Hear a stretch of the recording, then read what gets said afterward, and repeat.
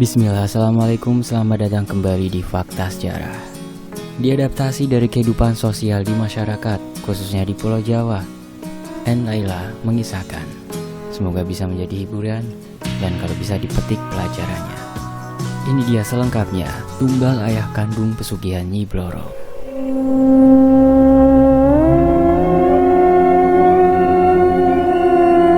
Pagi ini, Hanan bersiap-siap untuk berangkat ke kampus. Hanan menaiki sepeda motornya menuju ke kampus. Letak kampus dari rumah cukup jauh, sekitar 30 menit perjalanan. Dia harus melewati jalan raya yang setiap pagi selalu macet. Karena banyak orang yang berlalu lalang mau berangkat sekolah, berangkat kerja. Jadi untuk menghindari kemacetan tersebut, Hanan harus berangkat lebih awal. Namun berbeda dengan pagi ini, dia bangun kesiangan dari biasanya. Karena semalaman habis begadang nonton pertandingan sepak bola. Jadi Hanan sangat terburu-buru, hingga tidak sempat untuk sarapan. Kalau dia sempatkan untuk sarapan terlebih dahulu, pasti akan terlambat. Padahal sebelumnya dibangunkan oleh ibunya. Supaya tidak terlambat, alarm dari handphonenya pun sudah di-setel seperti biasanya. Tapi Hanan tidak menggubris sama sekali. Mungkin Hanan pikir hari libur, jadi dia bangun lebih siang dari biasanya. Akan tetapi, ketika dia terbangun melihat jam dinding, dia terperanjat. "Lah, kok udah siang? Aku terlambat nih pasti," ucap Hanan terburu-buru bangun. Dia berjalan beranjak dari kasurnya, kemudian menghampiri ibunya yang ada di dapur. "Bu, kenapa nggak bangunin aku sih?" ucap Hanan. "Kamu udah ibu bangunin dari pagi, tapi kamu tidak gubris dan tidak mau bangun, malah lanjut tidur lagi," jawab ibunya. Tanpa menjawab lagi perkataan ibunya, Hanan langsung pergi ke kamar mandi. Dia hanya cuci muka dan sikat gigi saja, tidak sempat mandi karena sudah sangat terburu-buru. Dengan tergopoh-gopoh, Hanan berpamitan kepada kedua orang tuanya untuk berangkat kuliah. "Pak, Bu, aku berangkat dulu ya," ucap Hanan. Kemudian Hanan pun berangkat dengan motor sport yang dibelikan oleh bapaknya. Dia melajukan sepeda motornya dengan laju yang sangat cepat. Berharap cepat sampai di kampus karena takut terlambat. Sampai dia menyalip mobil atau bahkan truk yang ada di depannya. Namun sialnya Hanan mengalami kemacetan di lampu lalu lintas, membuat Hanan sedikit tertunda perjalanannya. "Duh, sampai kapan ini macetnya?" ucap Hanan kesal. Ternyata di depan ada kecelakaan antara mobil dengan motor, sehingga membuat kemacetan. Dia harus menunggu beberapa menit lamanya, menunggu kemacetan itu berlalu. Beberapa saat kemudian Hanan sudah dapat melanjutkan kembali perjalanannya, karena kecelakaan tersebut sudah diatasi oleh pihak kepolisian. Dia melajukan sepeda motornya semakin tinggi, hingga akhirnya dia pun sampai di kampus. Namun apalah daya, dia terlambat. Meskipun terlambat, Hanan masih bisa mengikuti mata kuliah dengan yang lain. Singkat cerita, sepulangnya dari kampus, biasanya Hanan dengan teman-temannya nongkrong terlebih dahulu di kafe dekat kampusnya. Setiap sore, kadang sampai malam, mereka nongkrong di kafe tersebut. "Kamu habis kuliah mau kerja di mana, Nan?" tanya Vano. "Nggak tahu nih, belum kepikiran," jawab Hanan. "Kamu gak ikut kerja sama bapakmu aja, Nan?" timbal Yudi. "Kerja apa?" tanya Hanan. "Ya bantu-bantu angkat material lah, Nan," ucap Yudi. Seketika Hanan pun terdiam malas meladeni Yudi. "Sudahlah, aku mau pulang saja, udah gak asik," ucap Hanan. "Hah, gimana sih, gitu aja baper," jawab Yudi. Namun tanpa basa-basi Hanan langsung cabut pergi dari tongkrongan dan pulang ke rumah. Sesampainya di rumah, sekitar pukul 8 malam. "Assalamualaikum," ucap Hanan. "Waalaikumsalam. Dari mana kamu, Nan?" tanya ibunya. "Nongkrong, Bu." "Kamu itu kebiasaan, habis pulang sekolah bukannya langsung pulang, tapi malah nongkrong. Sampai jam segini lagi. Lihat tuh jam berapa," ucap ibu. "Udahlah, Bu, aku itu udah gede, bukan anak kecil lagi. Untung jam segini udah pulang," jawab Hanan. "Hei, kamu itu ya, kalau dibilangin selalu saja menjawab." Iya Bu, aku minta maaf." Kemudian Hanan pun langsung pergi, masuk ke dalam kamarnya. Singkat cerita, Beberapa bulan kemudian, Hanan pun lulus dari kuliahnya. Sekarang dia harus memikirkan mau bekerja di mana. Karena sekarang mencari pekerjaan itu susah. "Kamu mau cari kerja di mana, Nan?" tanya bapaknya. "Nggak tahu, Pak." "Kamu ikut ke toko material bapak saja ya." "Masa aku udah jadi sarjana kerjanya jadi kuli sih, Pak?" "Loh, emangnya kenapa?" "Ini untuk sampingan kamu saja, Nan, sambil kamu cari kerja." "Enggak lah, Pak. Aku mau seperti ini dulu saja," jawab Hanan. "Ya sudah, terserah kamu, Nan." Hanan ini anak semata wayang, jadi apapun yang diminta oleh Hanan akan selalu dituruti kedua orang tuanya. Dia selalu dimanja, semua permintaannya dikabulkan semua, karena ingin membuktikan kepada kedua orang tuanya kalau Hanan ini bisa dapat pekerjaan. Dia pun mencari pekerjaan dari satu tempat ke tempat lain. Keesokan harinya, dengan bekal ijazah lulusan S1, dia melamar pekerjaan di kantor-kantor yang ada di kotanya dengan mengendarai sepeda motor. Dia berkeliling dari satu kantor ke kantor lain. "Maaf, Pak, di sini apakah ada lowongan kerja, Pak?" tanya Hanan. "Oh ya, ada, Mas, silahkan masuk saja," jawab satpam. Dengan bersemangat, Hanan pun masuk ke dalam untuk menemui HRD. Setelah menemui HRD, surat lamaran yang dia bawa langsung diberikan kepadanya. "Surat lamarannya saya terima ya. Kamu tunggu saja kabar selanjutnya," ucap HRD. "Baik, Pak, terima kasih. Kalau begitu saya pamit dulu." Hanan pun pergi meninggalkan kantor tersebut. Dia harus menunggu terlebih dahulu panggilan dari kantor. Dia sudah menyiapkan beberapa lamaran dari rumah untuk melamar ke beberapa kantor. Dari pagi hingga sore, dia melamar pekerjaan, hingga surat lamaran yang dibawanya itu sudah tak tersisa. Di perjalanan saat memasuki kota, dia melihat sebuah taman. Karena lelah dan penat, akhirnya dia beristirahat terlebih dahulu. Hanan memarkirkan motornya, lalu menyambangi taman dan duduk di sebuah bangku. Sore itu dia memandangi suasana jalanan kota yang sangat ramai orang berlalu lalang sehabis pulang kerja. Dia hanya melamun, membayangkan berada di posisi orang tersebut yang sore hari pulang bekerja. "Andai aku udah kerja, pasti jam segini aku baru pulang kerja," gumam Hanan. Hari semakin petang, dia pun bergegas untuk pulang ke rumah karena matahari berada di ufuk barat, mulai menenggelamkan wujudnya. Dia pun pulang. Saat di perjalanan pulang, sayup-sayup terdengar suara azan maghrib mulai berkumandang. Hanan memperlambat laju motornya karena azan maghrib. Malam harinya, Hanan dengan kedua orang tuanya makan malam bersama. "Gimana tadi, Nan? Kamu sudah diterima?" tanya bapak. "Belum, Pak. Masih harus nunggu panggilan terlebih dahulu." "Sabar ya, Nan. Kamu berusaha dan berdoa terus. Ibu yakin kamu pasti dapat kerja kok," timbal ibunya. "Iya, Bu." Selesai makan malam, Hanan langsung beranjak masuk ke dalam kamar untuk merebahkan tubuhnya karena sudah lelah. Singkat cerita, Hanan pergi main ke rumahnya Yudi bersama dengan Vano. Mereka bertiga ini memang sudah sahabatan dari sejak awal mereka masuk kuliah. Sebelum berangkat ke rumah Yudi, Hanan menghampiri Vano terlebih dahulu. Rumahnya Vano tidak terlalu jauh dari Hanan karena mereka masih satu desa. Jadi Hanan tidak keberatan jika harus menjemput Vano dulu. "Ayo berangkat." Keduanya pun berboncengan menuju ke rumahnya Yudi yang letaknya berada di desa lain yang cukup jauh. Perjalanan yang mereka tempuh menuju ke rumah Yudi sekitar 20 menit. Beberapa saat kemudian mereka berdua pun akhirnya sampai juga di rumah Yudi. "Assalamualaikum," tok tok tok tok, ucap Hanan dan Vano. "Waalaikumsalam," sautan salam dari balik pintu. Udah sampai, ayo masuk," ucap Yudi. "Di luar sajalah, Yud." "Ya sudah, ayo duduk."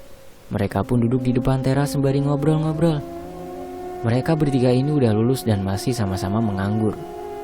"Kamu gimana, Yud? Udah dapat kerjaan belum?" tanya Hanan. "Udah, alhamdulillah," jawab Yudi. "Di mana, Yud? Kenapa nggak ajak-ajak aku sih, Yud?" ujar Hanan. "Di tempat omku kerja, Nan, di kantor." "Iya, soalnya aku juga ikut dengan omku, Nan. Jadi aku bisa langsung masuk kerja," ungkap Yudi. "Masih ada lowongan gak di sana? Kalau ada kasih tahu aku dong, Yud." "Iya dong, Yud, kasih tahu aku juga," timbal Vano. "Nanti ya, aku tanyakan dulu sama omku." Mereka pun bercerita satu sama lain sembari menikmati secangkir kopi dan rokok yang dihisapnya. Kenapa kamu gak ikut sama bapakmu saja sih, Nan? Ucap Vano. Waktu itu sih aku ditawarin sama bapak aku untuk bekerja di toko bangunannya, tapi aku gak mau. Lah, gak mau kenapa, Nan? Kan lumayan sampingan sembari mencari kerja lain, timbal Yudi. Iya, gak mau aja lah. Masa lulusan S1 harus jaga toko bangunan? Gengsi Hanan. Ya elah, emangnya kenapa, Nan? Kan enak gak usah cari kerja lagi, dapat pengalaman lagi. Malah enak gitu, siapa tahu kan nanti kamu bisa jadi bos toko bangunan sama kayak bapakmu, timbal Vano. Sudahlah, gak usah bahas itu. Kita nikmatin saja waktu ini. Kan sekarang kita jarang ketemu, ujar Hanan. Singkat cerita, suatu ketika Hanan sudah pusing sangat, mau mencari pekerjaan kemana lagi. Karena sudah beberapa bulan dia menganggur, tidak ada penghasilan. Dia selalu meminta uang kepada kedua orang tuanya untuk biaya setiap hari. Maklum, dia sangat dimanja dan dituruti kedua orang tuanya. Tapi lama-lama dia merasa pusing dan harus bagaimana lagi. Sedangkan beberapa surat lamaran yang dilayangkan ke berbagai kantor, tidak ada yang menghubungi Hanan untuk datang kembali ke kantor tersebut. Semua temannya sudah bekerja, begitu juga dengan Vano sekarang. Sudah mendapatkan pekerjaan di sebuah kantor. Tinggal Hanan saja yang belum bekerja. Sempat dia berputus asa karena belum mendapat pekerjaan. Kamu kenapa, Nan? Tanya ibunya yang tiba-tiba menghampiri Hanan di dalam kamar. Pusing, Bu, jawab Hanan. Pusing kenapa?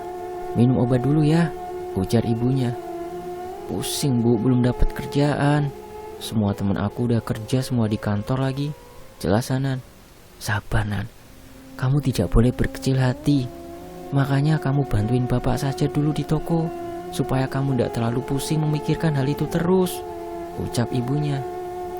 Aku gak mau, Bu, aku gengsi lah. Masa ia harus ikut bantuin di toko? Gengsi kenapa sih, Nan? Kamu tidak boleh begitu. Sudahlah, Bu, aku masih pengen sendiri dulu, aku pusing. Ibu keluar dulu ya. Ya sudah, ibu keluar dulu. Kemudian ibunya pun keluar dari dalam kamar Hanan dan meninggalkan Hanan sendirian di kamar. Hanan masih tetap memikirkan bagaimana caranya dia mendapatkan pekerjaan. Sementara itu, dia juga tidak memiliki sosok pendamping. Padahal Hanan ini laki-laki yang tampak tinggi, putih, perfect lah pokoknya. Tapi dia terlalu pilih-pilih. Jadi mungkin yang membuatnya tidak memiliki dambaan hati. Mungkin jika Hanan memiliki pujaan hati, dia pasti akan bersemangat untuk mencari kerjanya. Namun mau mencari di mana wanita yang mau dengan Hanan, sementara dia pengangguran dan tidak memiliki penghasilan. Uang yang dia dapat saja dari kedua orang tuanya. Karena tidak mau larut di dalam keterpurukan, akhirnya Hanan bangkit kembali dan semangat yang membara mulai bangkit. Dia mencari pekerjaan kembali di berbagai kantor yang belum dia datangi dan berharap pada satu titik terang Hanan mendapatkan pekerjaan yang dia inginkan. Pada saat Hanan melamar pekerjaan di sebuah kantor, dia tidak sengaja menabrak seorang perempuan hingga berkas lamaran yang dibawa perempuan itu jatuh. Maaf Mbak, saya nggak lihat. Sembari membantu merapikan berkas yang jatuh ke lantai. Ini Mbak berkasnya, sekali lagi saya minta maaf ya Mbak. Iya Mas, nggak apa-apa kok, makasih ya. Lain kali hati-hati kalau jalan, ujarnya. Entah kenapa ketika berhadapan langsung dengan wanita tersebut, jantungnya Hanan terasa sangat berdegup kencang. Padahal dia tidak kenal dengan wanita tersebut dan baru pertama kali bertemu. Saat itu juga Hanan tidak melewatkan kesempatan untuk berkenalan dengan wanita itu. Wanita itu terlihat sangat cantik, modis, tinggi putih. Sepertinya wanita itu bekerja di kantor tersebut karena membawa berkas banyak dan pakaian yang dikenakan terlihat sama dengan karyawan kantor tersebut. Kenalin, nama saya Hanan, kamu siapa? Tanya Hanan. Saya Risna, ucap Risna. Aku boleh minta nomor HP kamu gak? Tanya Hanan. Buat apa? Ya biar punya aja, tambah temen gitu. Risna pun memberikan nomor HP-nya. Saat itu Hanan sangat senang karena bisa mendapatkan nomor handphone dari wanita cantik yang selama ini diidam-idamkan. Makasih ya. Oh ya kamu, ucap Hanan yang belum selesai. Iya ya sama-sama, udah dulu ya aku harus lanjut kerja lagi, jawabnya. Hanan pun menganggukkan kepalanya pertanda mengiyakan. Meskipun tidak bisa berbincang lama dengan Risna, tapi dia senang bisa dapat nomor handphonenya. Setelah itu Hanan pun pulang ke rumah karena berkas lamarannya sudah diberikan kepada HRD. Singkat cerita, malam harinya Hanan mengirim pesan kepada Risna untuk sekedar basa-basi, dan ternyata Risna pun membalas pesan dari Hanan. Dia sangat senang sekali, dan entah kenapa jantungnya berdebar-debar. Hingga akhirnya mereka berdua saling mengirim pesan satu sama lain, bahkan hingga teleponan hingga larut malam. Kedekatan mereka semakin dekat dan di antara keduanya sudah nyaman serta memiliki perasaan satu sama lain. Hanan pun mengajak Risna untuk ketemuan di sebuah taman kota. Dia berniat untuk mengutarakan perasaannya kepada Risna. Keesokan harinya, mereka ketemuan di sebuah taman yang sudah dijanjikan tadi malam ketika ditelepon. "Ris, aku mau ngomong sesuatu sama kamu," ucap Hanan. "Ngomong apa, Nan? Ngomong aja." Jantung Hanan terasa berdegup sangat kencang sekali. "Jadi selama ini aku udah nyaman sekali sama kamu, tapi aku malu sama kamu, Ris." "Malu kenapa, Nan?" "Aku malu kan belum punya pekerjaan. Aku pengangguran. Sedangkan kamu malah yang bekerja." "Lah, emangnya kenapa, Nan? Kamu jangan patah semangat dong." Jadi gini ya, Riz. Aku kan udah nyaman sama kamu. Aku juga udah jatuh cinta sama kamu saat pertama kita ketemu. Kamu mau gak jadi pacar aku?" ucap Hanan. Iya, aku mau," jawab Risna seketika. "Yang bener kamu, Riz?" tanya Hanan masih tidak percaya. "Iya, Nan, aku mau jadi pacar kamu." "Makasih ya, Riz. Kamu baik sekali mau menerima aku yang pengangguran ini." "Gak apa-apa, Nan, aku akan temenin kamu sampai kamu sukses. Asalkan kamu mau berusaha ya." Iya, aku janji akan berusaha, Riz. Aku akan membahagiakan kamu." Singkat cerita, suatu ketika Hanan mendapat kabar dari Risna kalau Risna dikeluarkan dari kantor karena kantor tempat Risna kerja mengalami masalah kebangkrutan, sehingga beberapa karyawan yang ada di kantor tersebut terpaksa harus dikeluarkan. Akhirnya Risna dan Hanan sama-sama pengangguran. Tapi Hanan memiliki niat untuk segera menikahi Risna karena dia sudah merasa cocok dengan Risna dan tidak mau Risna berpaling. Betapa tidak Risna baik mau menerima Hanan yang pengangguran itu. Tidak jarang ada wanita yang mau menerima lelaki pengangguran. Akhirnya Risna dibawa Hanan ketemu dengan kedua orang tuanya untuk meminta restu. "Pak, Bu, kenalin ini pacar aku." "Wah, cantik ya, Nan. Udah berapa lama kamu pacaran, Nan? Kok gak pernah cerita sama ibu?" Udah 3 bulan, Bu, sekitarnya." "Jadi gini, Pak, Bu, aku berniat ingin menikahi Risna. Aku sangat mencintai dia." Namun jawaban bapaknya Hanan membuat Hanan kecewa dan sakit hati. Padahal selama ini bapaknya tidak pernah mengejek Hanan.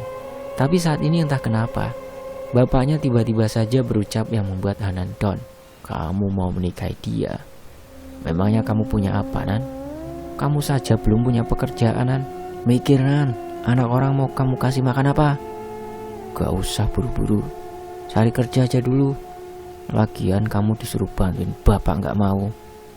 "Tapi ini nanti setelah menikah Nan janji Pak Bu akan cari kerjaan." "Terus maksud kamu bapak sama ibu yang membiayai semua pernikahan kamu gitu? Kamu itu seharusnya mandiri, Nan. Jangan dikit-dikit sama bapak ibu. Kamu udah besar. Jangan manja dan jangan cuma mengandalkan harta bapak ibu saja," timpal bapaknya. "Ya sudah, kalau bapak ibu tidak mau membantu aku dan tidak merestui, gak apa-apa. Aku akan keluar dari rumah dan aku akan tetap menikahi Risna. Dia saja mau menerima aku, Pak, Bu." "Ah, terserah kamu, Nan. Kamu mau jadi apa kalau tanpa bapak ibu, ah?" "Sudah, Pak, cukup, sudah, Nan. Gak usah bertengkar. Bapak kenapa seperti itu sama Hanan, Pak?" ucap ibunya sambil menangis. "Gak apa-apa, Bu. Memang benar aku ini anak yang gak berguna. Cuma nyusahin bapak ibu saja. Aku sadar itu dan aku akan pergi dari tempat ini." Pertengkaran itu berakhir dengan keluarnya Hanan dari rumah. Dia membawa koper dari rumah serta beberapa pakaian yang dibawa. Hanan pun pergi mencari kontrakan untuk tempat tinggalnya. Sekarang hubungan Hanan dengan kedua orang tuanya renggang. Namun ibunya masih mencari tahu di mana tempat tinggalnya Hanan. Hingga akhirnya ibunya menemukan juga kontrakan Hanan. Sang ibu datang menghampiri kontrakannya Hanan. "Assalamualaikum," ucap ibu. "Waalaikumsalam, Bu. "Masuk Bu, Ibu kok tahu aku tinggal di sini?" tanya Hanan. "Iya, Ibu cari tahu sama teman kamu, sama Vano dan Yudi. Mereka katanya sempat main ke sini dan mereka ngasih tahu ke Ibu. Kamu tinggal sendiri ya, Nan?" tanya ibunya. "Iya, Bu. Memangnya Risna di mana?" "Di rumah lah, Bu." "Ayo pulang, Nan. Ibu merestui kamu, Nan. Lagian kamu ngontrak di sini, kamu bayar pakai apa?" "Aku jual motor, Bu." "Ya ampunan, kenapa kamu jual? Itu pemberian dari bapak kamu loh." "Biarin, Bu, uang itu aku pakai untuk modal nikah aku sama Risna nanti," jawab Hanan. "Memangnya kamu kapan menikah?" "1 minggu lagi, Bu. Nanti aku sama Risna akan tinggal di kontrakan ini." "Bapak sama Ibu pasti akan datang, Nan," kata Ibu. "Gak usah, Bu. Bapak pasti tidak akan mau. Bapak kamu udah berubah, Nan. Dia sudah merestui kamu dengan Risna," ucap ibunya. Singkat cerita, Hanan dan Risna pun telah resmi menikah. Saat itu bapaknya Hanan datang ke acara pernikahannya. Akan tetapi, Hanan tidak terlalu menghiraukan bapaknya yang datang, karena sudah terlanjur benci dengan bapaknya. Pernikahan yang digelar oleh Hanan dengan Risna waktu itu juga sangat sederhana saja, tidak digelar mewah seperti yang lain. Meskipun begitu, Risna juga dapat menerimanya. Sekarang Hanan dan Risna tinggal berdua di dalam rumah kontrakan yang ukurannya kecil. Untuk kehidupan sehari-harinya, Hanan dan Risna mendapatkan uang kiriman dari ibunya. Ibunya Hanan juga memberi uang kepada Hanan tanpa sepengetahuan bapaknya. Sebenarnya Hanan selalu menolak dikasih uang sama ibunya, namun ibunya selalu memaksa. Jadi Hanan pun menerima uang dari pemberian ibunya. Suatu ketika Risna pun bertanya kepada Hanan, "Mas, kapan kamu cari kerja? Masa kita mau numpang hidup terus sama ibu kamu? Kan gak enak, Mas. Kita udah nikah loh," ucap Risna. "Iya, besok aku coba cari," jawab Hanan. Dan keesokan harinya, Hanan pun mencari pekerjaan dari satu tempat ke tempat lain. Namun hasilnya masih tetap nihil. Dia belum mendapatkan pekerjaan yang diinginkannya, karena dia mikir harus memenuhi kebutuhan sehari-hari. Hingga akhirnya Hanan pun mencari pekerjaan serabutan. Sekarang dia mengesampingkan gengsinya dan tidak berpatokan pada lulusan S1, karena dia harus bertanggung jawab membiayai Risna. Apalagi sekarang Risna tengah hamil anak pertamanya. Semua yang diinginkan oleh Risna harus dituruti, karena kalau tidak, katanya, anak yang ada di dalam kandungan takut nantinya ileran. Hanan bekerja jadi tukang cuci motor di tetangganya yang buka usaha. Uang yang dihasilkan memang tidak besar, yang penting dapat memberikan istrinya uang dan bisa untuk makan sehari-hari. Hari berganti minggu, minggu berganti bulan. Bayi yang ada di kandungan Risna semakin besar. Perut Risna juga terlihat semakin buncit. Hanan mulai berpikir harus mengumpulkan uang yang banyak untuk biaya persalinan yang mahal. Apalagi jika nanti anaknya lahir, dia harus mengeluarkan uangnya yang banyak. Uang yang dihasilkan dari kerja cuci motor saja pasti tidak cukup untuk makan sehari-hari. Pas-pasan, apalagi harus menabung. Hanan semakin pusing memikirkan hal itu. Hingga suatu ketika, saat Hanan sedang mencucikan motor milik seseorang di tempat cuci, ada dua bapak-bapak yang bercerita satu sama lain sembari menunggu motornya dicuci. Hanan mendengarkan percakapan kedua bapak tersebut dengan seksama, dan dia mendengar kedua bapak tersebut bercerita tentang pesugihan Nyi Blorong. Sontak, Hanan terperanjat dan tertarik dengan pesugihan Nyi Blorong yang diceritakan oleh kedua bapak tersebut. Dalam obrolan kedua bapak tersebut, mereka juga mengatakan alamat tempat ritualnya. Hanan pun memiliki niat untuk melakukan pesugihan tersebut. Singkat cerita, sore itu Hanan pulang kembali ke rumahnya dan mengatakan kepada Risna, "Dek, besok aku mau nyoba cari kerja ke kota lain aja ya. Kamu tenang aja, aku pasti akan segera pulang kok. Aku hanya mencoba mencari pekerjaan terlebih dahulu," ucap Hanan. "Ya sudah, ndak apa-apa Mas, kalau kamu mau nyari pekerjaan. Tapi pokoknya cepat pulang ya Mas," ucap Risna khawatir. "Iya, kamu tenang saja." Hanan tidak menceritakan yang sebenarnya kepada Risna, karena kalau dia menceritakan kepada istrinya, pasti tidak akan diizinkan. Keesokan harinya, Hanan pun bersiap-siap untuk pergi ke tempat ritual yang kemarin sore dia dengar dari bapak-bapak yang ada di tempat cuci motor. Dia pergi ke terminal untuk naik bus. Perjalanan yang ditempuh menuju ke pantai selatan untuk melakukan ritual pesugihan Nyi Blorong itu sekitar 5 jam perjalanan. Beberapa jam kemudian akhirnya Hanan pun sampai. Dia harus menaiki ojek terlebih dahulu menuju ke tempat padepokan. Dia naik ojek selama 1 jam perjalanan hingga sampai di padepokan. Sesampainya di padepokan, dia akan menemui dengan juru kunci yang ada di pantai selatan Jawa itu. Hanan pun langsung masuk ke dalam padepokan untuk melakukan pesugihan. "Ada perlu apa kamu datang ke sini?" tanya Mbah Tarjo. "Saya mau mencari pesugihan, Mbah. Pesugihan Nyi Blorong, Mbah. Saya ingin hidup dengan sejahtera dan bergelimang harta, Mbah." "Apa kamu sudah tahu syarat dan ritual yang harus kamu lakukan untuk melakukan pesugihan ini?" "Belum, Mbah." "Memang syarat dan ritualnya apa, Mbah?" tanya Hanan penasaran. "Syaratnya kamu harus melakukan puasa mutih terlebih dahulu selama 7 hari dan ditambah dengan puasa ngebleng 1 hari." "Maksudnya gimana itu, Mbah?" "Iya, kamu harus melakukan puasa mutih, yaitu hanya makan nasi putih dan minum air putih setiap hari selama 7 hari berturut-turut. Sedangkan puasa ngebleng, kamu harus puasa full selama 1 hari, tidak makan dan tidak minum 24 jam. "Jelas, Mbah Tarjo. Lalu ritualnya, Mbah?" "Kamu nanti akan ritual bersetubuh dengan Nyi Blorong," ucap Mbah Tarjo. "Hah? Masa saya harus mengkhianati istri saya, Mbah? Saya tidak mau." "Ya kalau tidak mau ya sudah. Emang itu ritual yang harus kamu lakukan untuk mendapatkan kekayaan." Dan karena Hanan sudah pusing dan ingin cepat kaya raya, akhirnya dia mengambil jalan pintas tersebut. Karena sudah tidak ada pilihan lain selain harus melakukan pesugihan. "Baiklah, Mbah, saya siap. Kapan saya mulai puasa mutihnya, Mbah?" "Besok kamu bisa mulai melakukan puasa mutih. Tapi kamu tetap di sini saja untuk beberapa hari ke depan." "Baik, Mbah." Singkat cerita, Hanan sudah melakukan puasa mutih 7 hari dan puasa ngebleng 1 hari penuh. "Sebelum kamu melakukan ritual, kamu harus menyiapkan syaratnya terlebih dahulu." "Apa syaratnya, Mbah?" "Kamu harus menyiapkan ayam hitam dan juga kelapa muda 3 buah, ucap Mbah Tarjo. Karena Hanan tidak tahu harus membeli ayam hitam dan kelapa muda tersebut, akhirnya Hanan hanya memberikan uang mahar saja kepada Mbah Tarjo. Untuk nantinya Mbah Tarjo yang menyiapkan semuanya. "Saya bayar saja, Mbah, maharnya. Berapa kira-kira?" "Untuk ayam hitam dan juga kelapa hijau, kamu bayar maharnya 5 juta saja."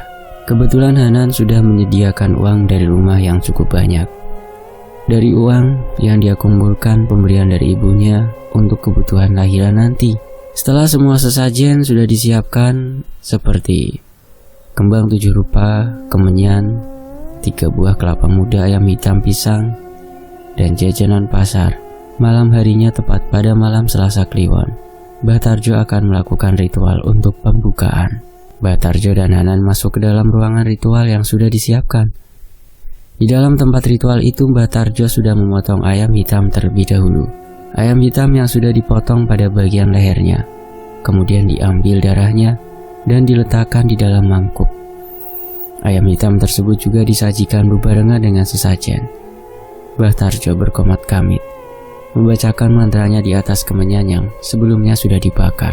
Saat itu Hanan merinding ketakutan karena tiba-tiba saja di belakang tubuh dia ada 2 sosok genderuwo tinggi besar dengan bulu hitam yang lebat serta taring yang tajam berdiri di belakangnya. Tubuh Hanan gemetaran, keringat dingin bercucuran, bulu kuduk berdiri semua.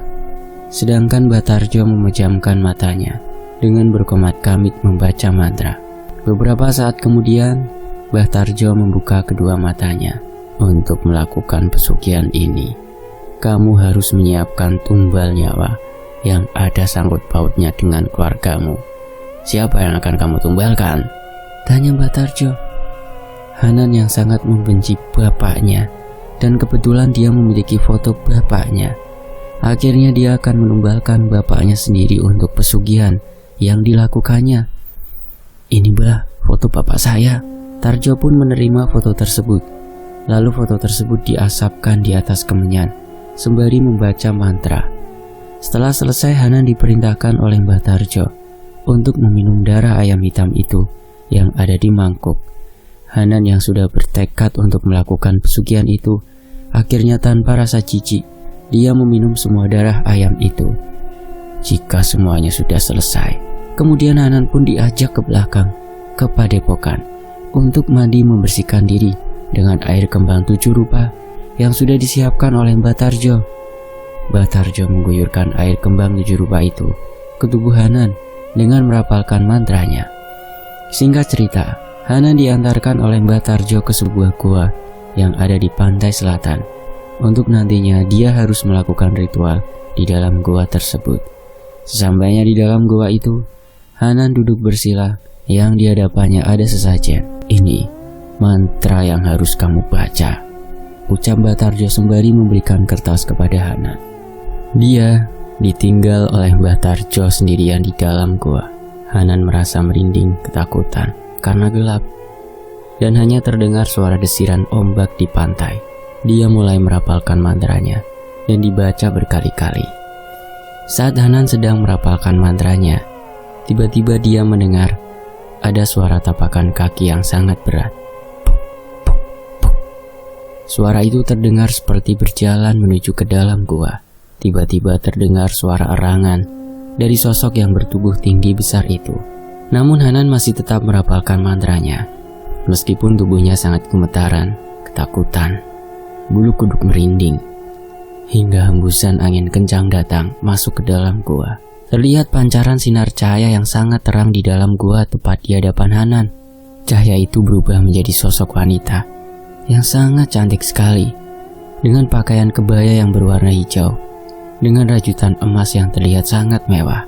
Akan tetapi, yang membuat Hanan ketakutan adalah dari bagian pinggangnya hingga ke bawah berbentuk ular. Seketika Hanan merinding ketakutan, tubuhnya gemetaran, keringat bercucuran. Namun kedatangan Nyi Blorong itu membawa aroma yang sangat wangi dan harum di dalam gua itu. "Wahai manusia, apa yang kamu inginkan?" tanya wanita itu. "Saya ingin hidup sejahtera dengan kekayaan yang berlimpah," ucap Hanan. "Kalau begitu kamu harus melakukan pantangan untuk tidak melakukan ibadah atau apapun yang berbau dengan agama." "Baik," jawab Hanan. Beberapa saat kemudian sosok wanita cantik bertubuh ular itu menghilang dengan sendirinya. Tiba-tiba Mbah Tarjo berada di mulut goa menjemput Hanan. Singkat cerita, sesampainya di rumah Mbah Tarjo, Hanan diperintahkan Mbah Tarjo masuk ke dalam kamar ritual khusus yang sudah disediakan. "Kamu masuk ke dalam kamar untuk melakukan persetubuhan sebagai ritual awal." Hanan dengan rasa takutnya itu masuk ke dalam kamar tersebut.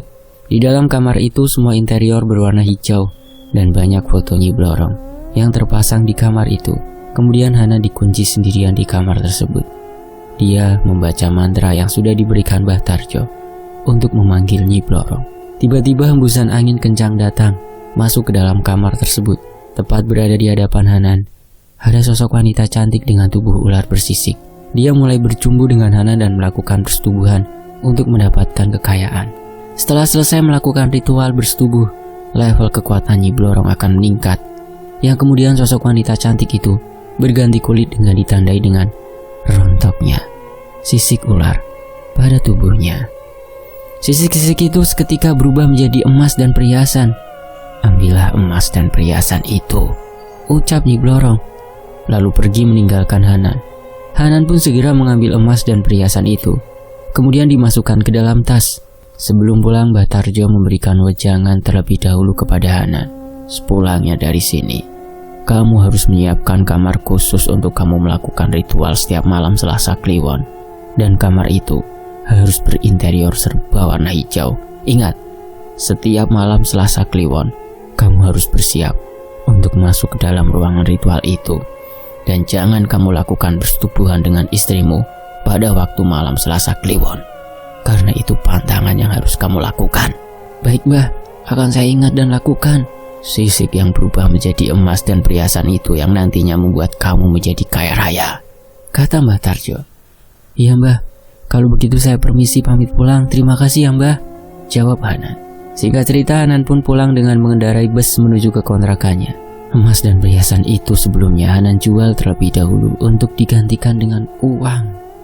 Dan tidak disangka, emas dan perhiasan yang ditukar dengan uang itu jumlahnya sangat banyak sekali, membuat Hanan terkejut serta senang karena dia menjadi kaya raya. Semenjak mendapatkan uang itu, Hanan langsung membuka usaha. Dengan membuka usaha toko bangunan seperti bapaknya, dan juga membuka tempat pencucian motor dan mobil yang besar. Tidak lupa juga, Hanan langsung membangun rumah yang sangat mewah.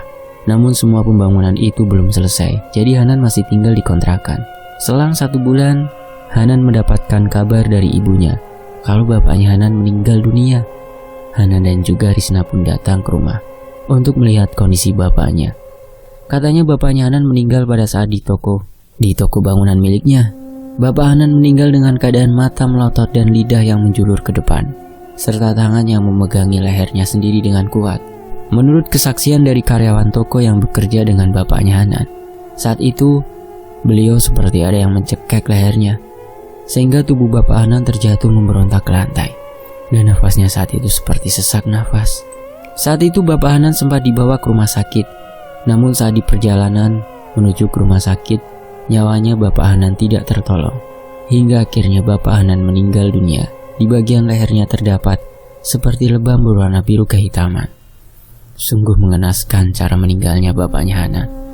Saat datang melihat jenazah bapaknya, Hanan pun seperti biasa saja, tidak merasa iba ataupun sedih, karena dia tahu kalau bapaknya meninggal karena sudah dijadikan tumbal pesugihannya. Sebelumnya Bapak Hanan malam hari saat sedang tidur dia bermimpi. Di dalam mimpinya, dia berada di dalam hutan rimba sendirian tanpa ada satu orang pun. Tiba-tiba, bapaknya Hanan ini dikejutkan dengan tapakan suara yang berat, membuat tanah di dalam hutan itu terguncang. Ternyata yang datang adalah sosok tinggi besar berbulu lebat dengan kedua taring yang panjang dan tajam. Bapaknya pun ketakutan, tubuhnya gemetaran, keringat membasahi tubuhnya. Dia ingin berlari akan tetapi tidak bisa karena tubuh terasa sangat kaku. Mau teriak juga susah. Lagian di dalam hutan tidak ada siapa-siapa, hanya ada dia dengan sosok itu. Sosok itu mengatakan kepada Bapak Hanan dan menggenggam tangan dia dengan kuat. "Kamu harus mati, ikut aku," ucap sosok itu. Dan saat itu seketika Bapak terbangun ketika dibangunkan oleh Ibu Hanan. "Bapak kenapa, Pak?" tanya Ibu Hanan khawatir. "Bapak tadi mimpi buruk, Bu. Bapak digenggam erat sama sosok genderuwo," jawab Bapak. "Itu cuma mimpi, Pak. Mimpi hanya bunga tidur. Gak usah dipikirkan ya, Pak." Dan semenjak mimpinya itu, siang harinya bapaknya Hanan melihat ada sosok yang ada di dalam mimpi berdiri di dalam toko bangunan miliknya. Singkat cerita, sekarang toko bangunan milik bapaknya juga dikelola oleh Hanan. Dan sekarang rumah Hanan sudah jadi dengan megah dan mewah. Tidak lupa di rumah barunya itu, Hanan sudah menyiapkan kamar khusus untuk melakukan ritual setiap malam Selasa Kliwon yang sudah diperintahkan oleh Mbah Tarjo. Tidak ada seorang pun yang boleh masuk ke dalam kamar tersebut. Hanya pelaku pesugihan saja yang boleh masuk. Risna sebagai istrinya pun tidak merasa curiga sedikit pun. Setelah rumah baru yang dibangun oleh Hanan, Risna melahirkan anaknya yang pertama. Anak pertama Hanan dan Risna berjenis kelamin perempuan. Hanan merasa senang karena sekarang hidupnya berkecukupan dan dapat membahagiakan Risna, istrinya. Anaknya pun tidak merasakan hidup dalam kesulitan. Semua yang dimiliki Hanan sekarang membuat Risna kagum. Karena yang Risna tahu, suaminya itu sudah bekerja keras dengan usahanya sendiri untuk membahagiakan dirinya dan anak. Hingga tiba di mana malam Selasa Kliwon, setiap pukul 12 malam, Hanan mulai masuk ke dalam kamar ritual tersebut. Dia masuk ke dalam kamar tersebut di saat Risna dan anaknya sudah tertidur dengan pulas. Saat masuk ke dalam kamar yang berinterior serba berwarna hijau, dan di dalam kamar itu dikunci dengan rapat, dia juga mulai merapalkan mantranya untuk memanggil kedatangan dari sosok Nyi Blorong. Beberapa saat kemudian tercium bau yang sangat harum dan wangi, serta hembusan angin yang kencang, pertanda bahwa sosok Nyi Blorong itu sudah datang ke dalam kamar ritual tersebut. Sosok wanita cantik itu pun memperlihatkan wujudnya di hadapan Hanan. Hanan sudah tidak takut lagi, karena sudah pernah melakukan hubungan setubuh itu dengan Nyi Blorong. Malam itu, Hanan melakukan persetubuhan dengan Nyi Blorong di dalam kamar hingga sekitar pukul 3 pagi. Seperti biasa setelah melakukan persetubuhan tersebut, Nyi Blorong mengeluarkan sisiknya di atas kasur. Kemudian dia pergi menghilang. Beberapa saat kemudian, sisik tersebut berubah menjadi beberapa kepingan emas dan juga perhiasan yang cukup banyak. Hanan pun sangat senang sekali karena bisa mendapatkan emas dan perhiasan yang nantinya akan ditukar dengan uang yang jumlahnya sangat banyak sekali. Setelah selesai melakukan ritual, Hanan pun membersihkan tubuhnya. Kemudian kembali lagi masuk ke dalam kamar. Singkat cerita, suatu malam saat Hanan sedang duduk di depan teras rumahnya, tiba-tiba dia melihat ada sosok pocong berdiri tepat di depan pohon mangga yang ada di depan rumahnya. Sosok pocong tersebut berwajah bapaknya Hanan. Sontak dia terperanjat ketakutan. Namun sosok pocong itu juga wajahnya terkadang berubah menjadi sosok yang sangat menyeramkan. Sosok itu mendekat ke arah Hanan dengan cara lompat-lompat. Saat didatangi, dia begitu sangat ketakutan karena tubuhnya Hanan tidak bisa digerakkan sama sekali. Mulutnya ingin teriak pun susah, seperti sudah terkunci. "Hanan, tolong bapak, Nan," ucap sosok pocong itu. Seketika Hanan pun pingsan karena tidak kuat dengan sosok itu. Dengan wajah yang sangat menyeramkan, kedua matanya melotot dan mulutnya menganga. Saat itu Risna menggendong anaknya keluar karena rewel menangis terus-menerus. Saat dia keluar, betapa terkejutnya dia melihat suaminya jatuh pingsan di lantai. "Mas, bangun mas!" teriak Risna sembari menggoyang-goyangkan tubuh Hanan. Namun Hanan masih tetap saja tidak bangun-bangun juga. Risna pun teriak-teriak memanggil pembantunya dan satpam yang berjaga di pos depan rumah. Akhirnya Hanan pun diangkat masuk ke dalam rumah oleh satpam dan dibantu pembantunya. Di dalam rumah, Hanan diolesi minyak kayu putih pada hidungnya, dan beberapa saat kemudian Hanan pun terbangun. "Kamu kenapa, Mas?" tanya Risna. Akan tetapi Hanan tidak menjawab pertanyaan dari Risna karena Hanan masih terlihat linglung. Akhirnya Risna pun memberikan segelas air putih untuk Hanan. "Ini minum dulu, Mas," ucap Risna sembari memberikan air putih kepada Hanan. Hanan pun meneguk air putih tersebut dengan perlahan-lahan. Singkat cerita, suatu ketika saat Risna sedang berada di dapur pada malam hari jam 12 malam, dia ingin mengambil air putih di dapur. Dan saat dia akan kembali ke kamar, dari belakang tubuhnya, seperti ada yang mengikutinya dari belakang. Tapakan kakinya sangat jelas sekali terdengar. Seketika Risna merinding, bulu kuduknya berdiri semua. Dan saat dia membalikan tubuhnya, ternyata di belakang tubuhnya ada sosok yang tinggi besar menyeramkan. Wajahnya sangat menyeramkan, dengan kedua gigi taring yang keluar dari dalam mulutnya. Sosok itu mengeluarkan bau busuk yang sangat menyeruak di hidungnya. Tubuhnya Risna pun seketika kaku, tidak bisa digerakkan sama sekali. Dengan mulut yang terkunci, tidak bisa berteriak. Karena tidak kuat melihat penampakan sosok itu, Risna pun pingsan tak sadarkan diri hingga pagi hari karena tidak ada yang melihat ataupun mendengar. Di keesokan harinya, pembantunya itu bangun lebih awal melihat Risna pingsan di lantai. "Bu, ibu kenapa bu? Bangun bu," ucap pembantunya. Karena panik, pembantunya itu pun memanggil Hanan yang ada di dalam kamar. "Pak Hanan, Pak!" teriaknya, yang membuat Pak Hanan yang masih tertidur menjadi terbangun mendengar teriakan pembantunya. "Ada apa?" tanya Hanan. "Itu Pak, ibu pingsan di dapur." Seketika Hanan pun langsung datang ke dapur untuk melihat keadaan Risna. Kemudian Risna digendong masuk ke dalam kamar. Dan sementara itu di waktu yang lain, seperti biasa, setelah waktu yang ditentukan telah tiba, Hanan melakukan ritual di dalam kamar khusus yang sudah disediakan. Di dalam kamar itu Hanan sudah menyiapkan beberapa sesajen untuk ritual pada malam Selasa Kliwon tiba. Hanan sudah bersiap di dalam kamar ritual untuk bersetubuh dengan sosok Nyi Blorong. Malam itu Risna terbangun ingin ke kamar mandi buang air kecil. Saat berjalan menuju ke kamar mandi, dia melewati kamar sebagai tempat ritual. Dia mendengar ada suara erangan dari dalam kamar itu. Risna langsung meneteskan air matanya. karena merasa suaminya telah mengkhianati Risna. Dia pikir Hanan membawa perempuan lain masuk ke dalam kamar itu. Namun Risna berpura-pura tidak tahu apa yang telah terjadi. Karena memang selama ini Hanan tidak pernah menceritakan kepada Risna kalau dia telah melakukan pesugihan. Malam itu benar-benar hancur perasaan Risna karena dia kira Hanan telah mengkhianatinya. Keesokan paginya Risna menanyakan kepada Hanan karena tidak mau ada perselingkuhan di dalam rumah tangganya. "Mas, kamu semalam ngapain di dalam kamar itu?" tanya Risna sembari meneteskan air mata. Karena tak kuasa melihat Risna bersedih, akhirnya Hanan menceritakan semuanya kepada istri bahwa selama ini Hanan telah melakukan pesugihan Nyi Blorong dan syarat ritual yang baru dilakukan adalah dengan bersetubuh dengan sosok itu. Seketika tangis Risna semakin pecah mendengar penjelasan yang diceritakan oleh Hanan. Risna tidak percaya.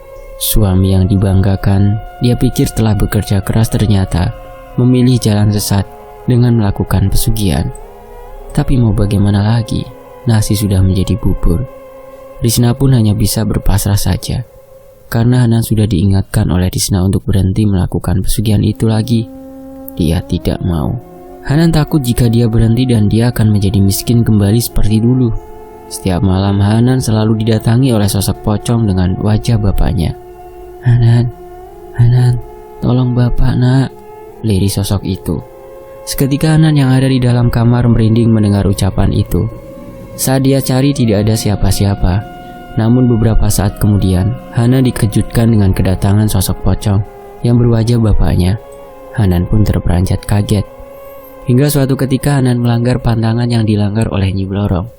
Hanan lupa pada malam Selasa Kliwon Hanan melakukan hubungan badan dengan istrinya, yaitu Risna. Dia tidak ada di dalam kamar ritual itu pada malam Selasa Kliwon. Keesokan harinya, tiba-tiba saja Hanan sakit demam tinggi. Tubuhnya kejang-kejang menggigil. Kedua matanya melotot dan lidahnya menjulur ke depan seperti ular. Risna, istrinya, langsung membawa Hanan ke dokter. Namun kata dokter, Hanan tidak menderita sakit apa-apa. Padahal tubuhnya sangat demam, tinggi sekali. Tapi anehnya kata dokter tidak sakit. Akhirnya Risna pun membawa Hanan pulang ke rumah dan diobati dengan ramuan tradisional yang dibuatkan oleh pembantunya untuk menurunkan panas. Akan tetapi tiba-tiba saja siang harinya tubuhnya Hanan berubah menjadi bersisik dan mengeluarkan bau yang sangat busuk serta amis. Risna pun hanya bisa menangis melihat keadaan suaminya yang memprihatinkan. Siang itu Hanan semakin kejang-kejang, tubuhnya menggigil. Dia sudah berada di sakaratul maut dan siang itu juga Hanan mengembuskan nafas terakhirnya. Risna menangis histeris, harus menerima kenyataan bahwa suaminya telah meninggal dunia. Semua tetangga dan kerabatnya datang ke rumah untuk melayat Hanan. Ketika disiram air, sisik yang keluar dari tubuh Hanan rontok dan mengeluarkan bau busuk serta amis sekali, membuat orang yang memandikan jenazahnya Hanan tidak kuat. Apalagi dari alat kemaluannya Hanan selalu mengeluarkan cairan putih kental terus-menerus yang baunya sangat busuk. Sisik yang ada keluar di tubuh Hanan itu tidak bisa dibersihkan. Tidak hanya itu, kedua mata Hanan juga tidak bisa dipejamkan. Lidahnya terbujur kaku, melet ke depan, membuat semua pelayat mendengar akan hal itu saling menggunjing jenazah Hanan. Kemudian orang pintar yang ikut memandikan jenazah Hanan itu bertanya kepada Risna. Risna pun menceritakan semuanya kepada orang pintar atau tetua yang ada di desa itu tentang pesugihan yang sudah dilakukan oleh suaminya. "Astagfirullahaladzim," ucap Pak Alim. "Lalu gimana ini Pak, suami saya?" tanya Risna sambil menangis. "Kita nanti berdoa sama-sama saja untuk jenazah Hanan, karena sudah menjadi takdir Hanan meninggal dengan cara seperti ini," ucap Pak Alim. Semua pelayat yang ada di sana ikut mendoakan bersama-sama untuk jenazah Hanan. Setelah disolatkan dan didoakan, jenazah Hanan segera dimakamkan. Singkat cerita, setelah sepeninggalan suaminya Risna kembali ke rumah kedua orang tuanya, beserta dengan anak perempuan yang sekarang sudah berusia 1 tahun.